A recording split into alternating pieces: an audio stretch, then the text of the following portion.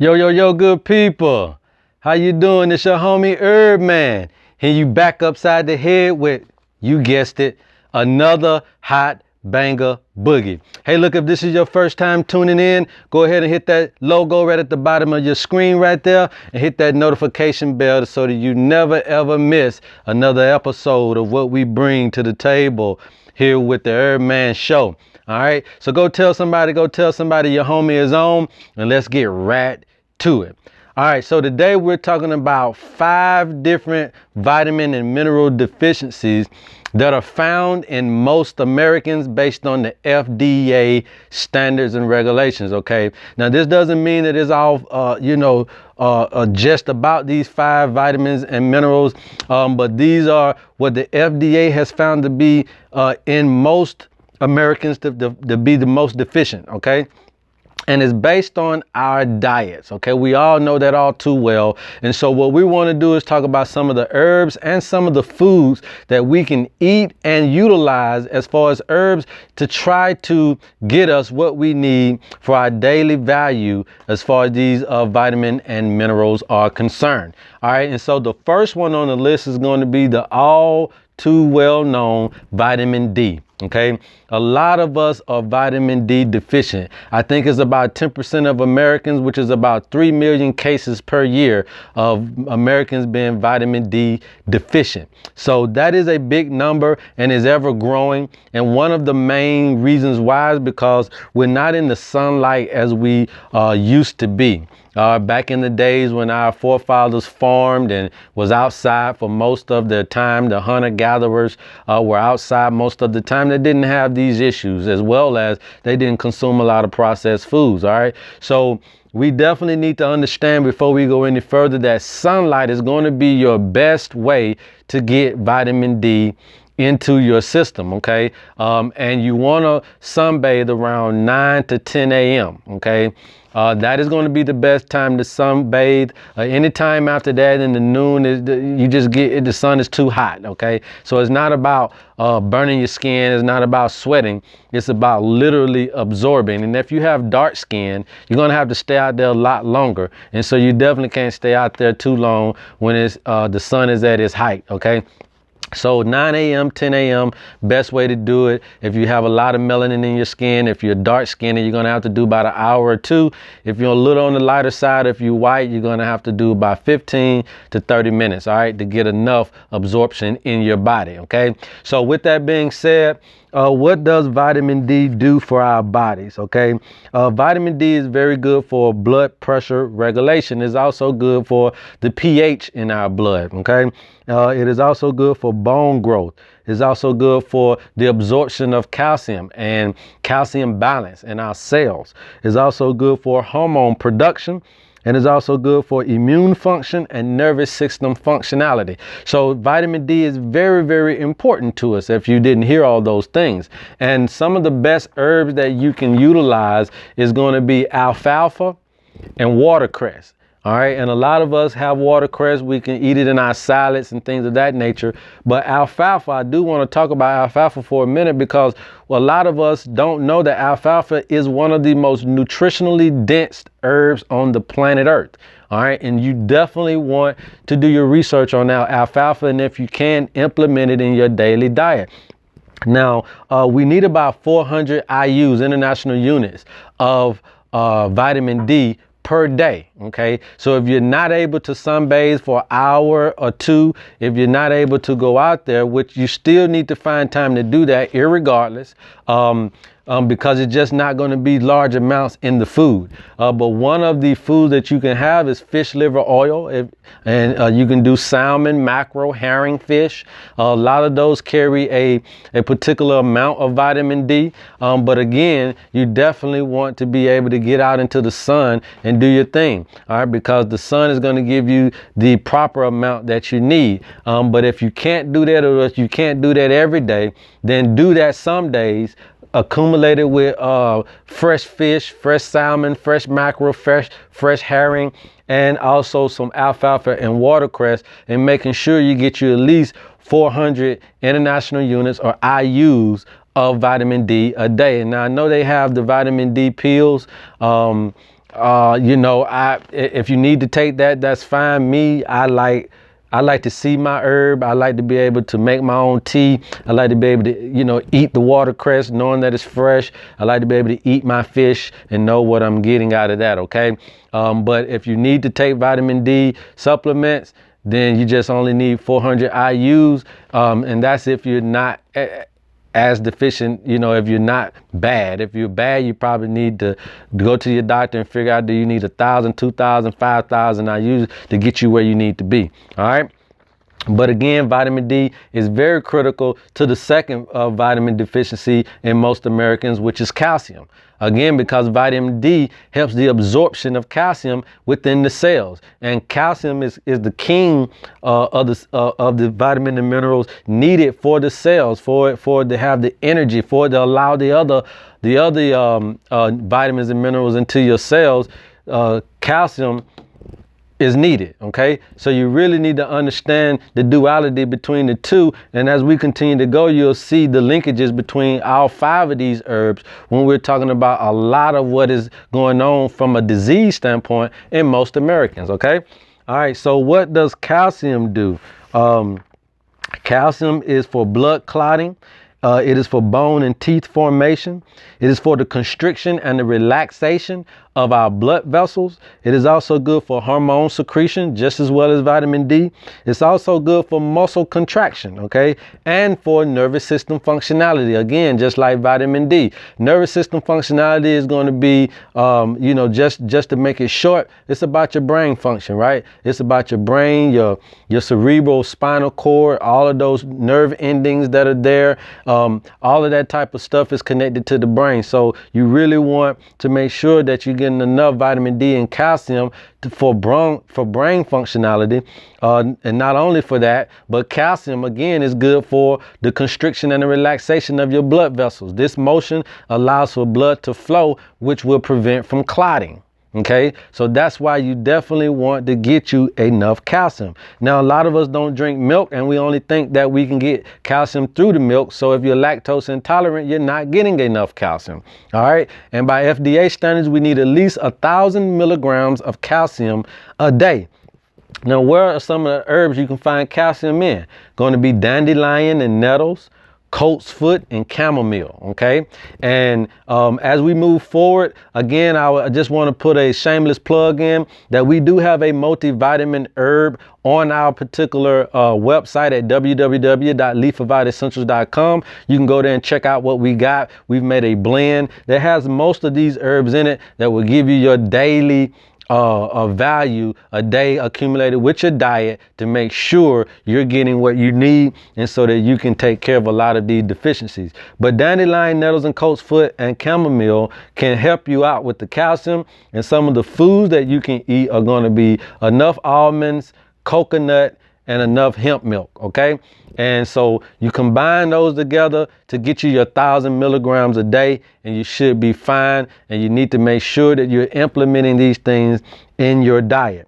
Okay, so the next one is going to be iron. Iron is a nutrient of concern for young children, pregnant women, and even for women capable of being pregnant. You're going to really have to watch your iron intake. I know the women know about iron, especially on your menstrual cycle where you're depleting yourself. You really want to make sure that after you deplete, that you're able to replenish yourself. And one of the best herbs to do that is going to be alfalfa, burdock, cayenne, dandelion, nettles, and kelp. All of those have a high iron content, so that you can help yourself with that area.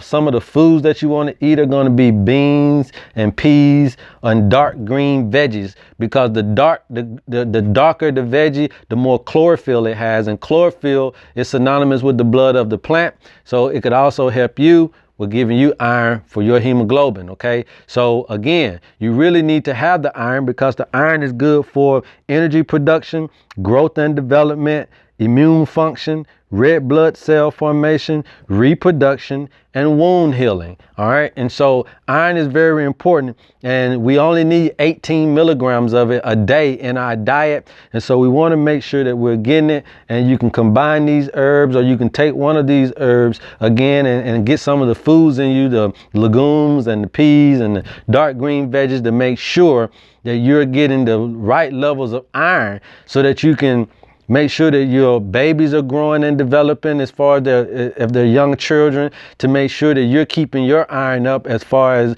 if you want to have children in the future. And this has a lot to do with a lot of some of the anemias that are going on, and all those types of anemic situations is going to have a lot to do with your iron deficiencies, okay? And these herbs could very, very, very much help those deficiencies, all right? Now, moving on, we got potassium, okay? And potassium is, again, a nutrient of concern for most Americans. Now, what does potassium do? It is good for our blood pressure regulation, okay? It's good for the carbohydrate metabolism. It's good for fluid balance. It's good for growth and development, again, just like iron is. It's good for heart functionality, muscle contraction, nervous system functionality, and protein formation. Okay, so potassium is very, very important. It's very important for the pH of the blood and the water balance. Okay, it goes coincide along with sodium. And so for most Americans, we have high sodium levels. If you have high sodium, you probably got low potassium, which again, why most Americans got low potassium, because we have high sodium levels because of the processed foods that we consume.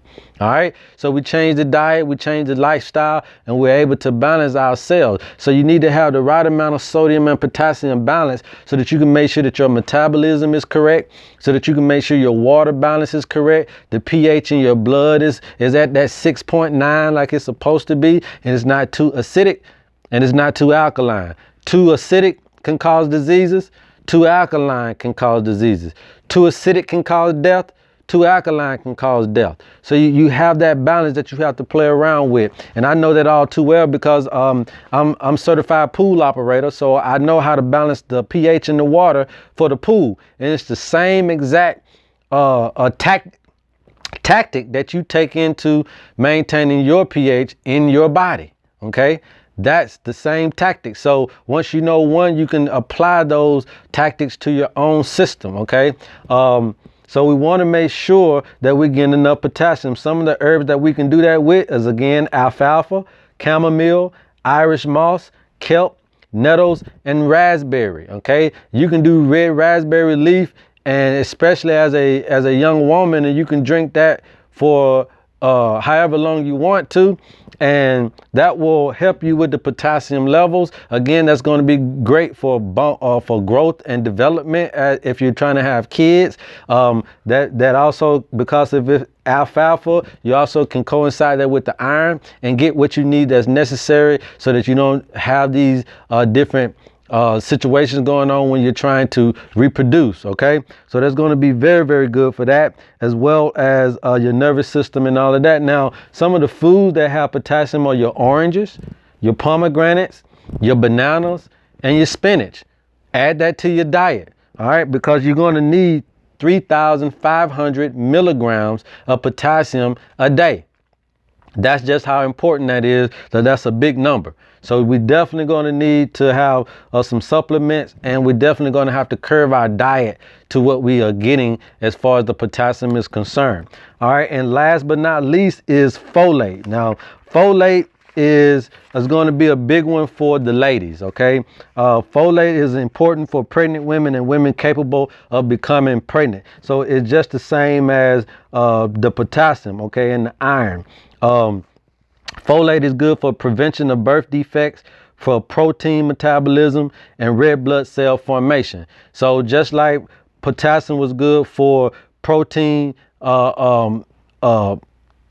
metabolism or formation, this is good for protein metabolism. So we see the linkages in all of these. Okay. And so for a lady, you definitely want to make sure that your folate or your folic acid is up to par, and we need 400 micrograms of this. Okay, and you can get that again in alfalfa, as a herb, or you can go and drink you some aloe vera, or get some aloe vera juice in your diet. All right. Now for the foods, you can do asparagus, avocado, beans and peas, and green leafy vegetables to give you that folic acid that you need. Okay. It's going to be very, very important. Especially when we're talking about protein metabolism, red blood cell formation, and the prevention of birth defects. And we know that a lot of people are not being able to reproduce, or having babies that do come out with birth defects, and a lot is due to the fact that you don't have enough folate, you don't have enough potassium, and you don't have enough iron, especially as females. Then this can cause all kind of issues as to why you're incapable of getting pregnant, or when you do, you're maybe having some challenges, okay, with that. So again, very, very important to understand these deficiencies, understanding the herbs that we can utilize to help us out in these deficiencies, understanding the foods that we can implement in our diets to make sure that we are satisfying our daily value for that. Again, if you want to know more information on these herbs, if you want to know more information on the foods, if you want to know more information on the vitamins, please feel free to hit us up at leafofitessentials@gmail.com, or you can leave comments below and we'll try to get at you as soon as we possibly can. All right. And so again, we have a multivitamin herb formula that has alfalfa, dandelion, nettles, kelp, pretty much most of these herbs are in that multivitamin to make sure it was formulated to make sure that we're hitting a lot of these different areas as far as our deficiencies are concerned, so that we can make sure that you're getting what we are deficient in our diets. Okay. But you cannot take over the diet. It's going to have to be a lifestyle change there. You're going to have to change the way we're consuming our foods. All right. And make sure we eat as fresh as possible, as organic as possible. And the only way really to do that is to learn how to farm your own foods, grow your own foods. All right. Now, go tell somebody about this video. Continue to rewind it so that you can write down all the information. I'm your homie Herb Man. I love you, and there's absolutely nothing you can do about it. And until next time, go tell somebody. Peace. Yes, sir.